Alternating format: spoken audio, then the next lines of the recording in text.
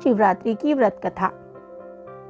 एक बार चित्रभानु नामक एक शिकारी था जो पशुओं की हत्या करके अपना परिवार चलाता था।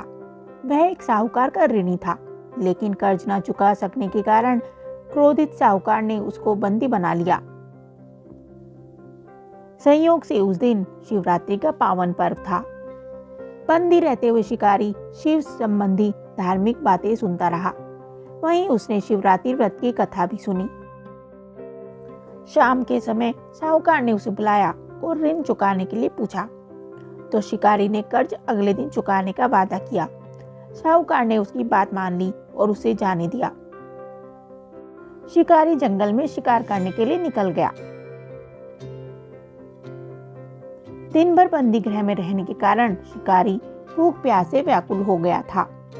सूर्यास्त के बाद वो एक तालाब के पास गया और वहां एक घाट के किनारे स्थित पेड़ पर थोड़ा सा जल पीने के लिए लेकर चढ़ गया। शिकारी को पूरी उम्मीद थी कि कोई ना कोई जानवर अपनी प्यास बुझाने इस घाट के पास जरूर आएगा। शिकारी बेलपत्र के पेड़ पर था और उसी पेड़ के नीचे एक शिवलिंग भी था जो बेलपत्रों से ढका था। भूख और प्यास से थका वो उसी मचान पर बैठ गया। शिकारी ने मचान बनाते समय जैसे ही टहनियां तोड़ी, वे संयोग से शिवलिंग पर जा गिरी। इस प्रकार दिन भर भूखे प्यासे रहकर शिकारी का अनजाने में शिवरात्रि का व्रत हो गया और शिवलिंग पर बेलपत्र भी चढ़ गए। इस तरह से एक पहर रात आने पर एक गर्भिणी मृगी तालाब के किनारे पानी पीने के लिए पहुंची। शिकारी ने उसे देखकर धनुष पर तीर चढ़ा दिया। जो ही वो प्रत्यंचा खींचने लगा, उसके हाथ के धक्के से कुछ पत्ते और जल की कुछ बूंदें नीचे बने शिवलिंग पर गिर गई और अनजाने में ही शिकारी की पहले पहर की पूजा भी संपन्न हो गई। मृगी बोली, हे शिकारी, मैं गर्भिणी हूँ, शीघ्र ही प्रसव करूंगी। तुम एक साथ 2 जीवों की हत्या का पाप अपने सिर पर ना लो।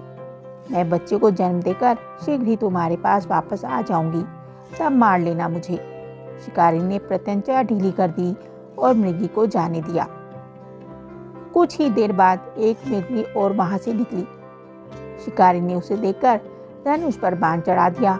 इस तरह से शिकारी से अनजाने में कुछ और बेलपत्र नीचे शिवलिंग पर जा गिरे और अनायासी शिकारी की दूसरे पहर की पूजा भी हो गई।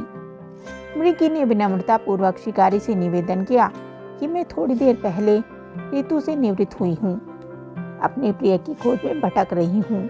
मैं अपने पति से मिलकर शीघ्र ही वापस आ जाऊंगी। शिकारी ने उसे भी जाने दिया। 2 शिकार को खोकर शिकारी चिंता में पड़ गया। रात्रि का आखिरी पहर बीतने को था कि तभी एक अन्य मृगी अपने बच्चों के साथ उधर से निकली।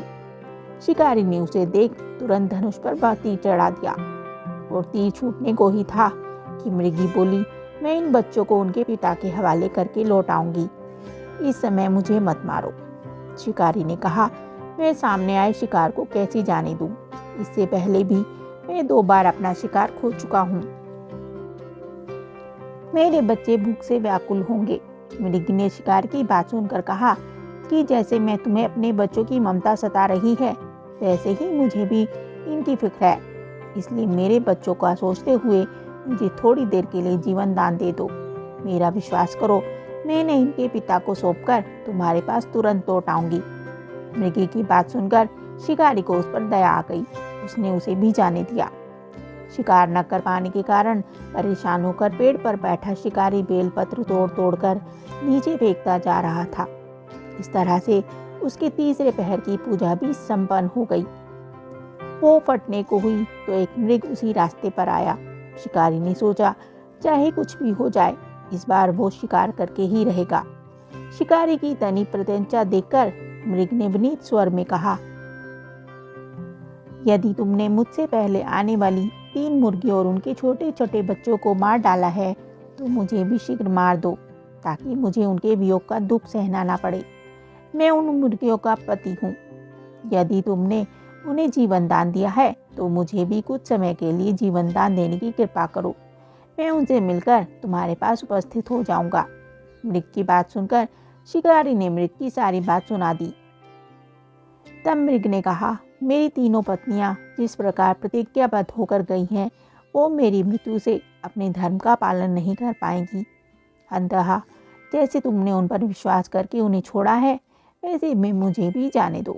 मैं उन सभी के साथ तुम्हारे सामने शीघ्र ही उपस्थित होता हूँ। जाने अनजाने में ही सही, उपवास, रात्रि जागरण और शिवलिंग पर बेलपत्र चढ़ने से शिकारी का हिंसक हृदय अब निर्मल हो गया था। उसके हाथ से धनुष छूट गया और उसने मृग को जाने दिया।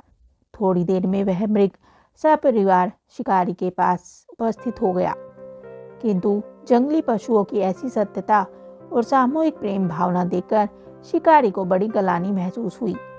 उसके नेत्रों से आंसू निकलने लगे।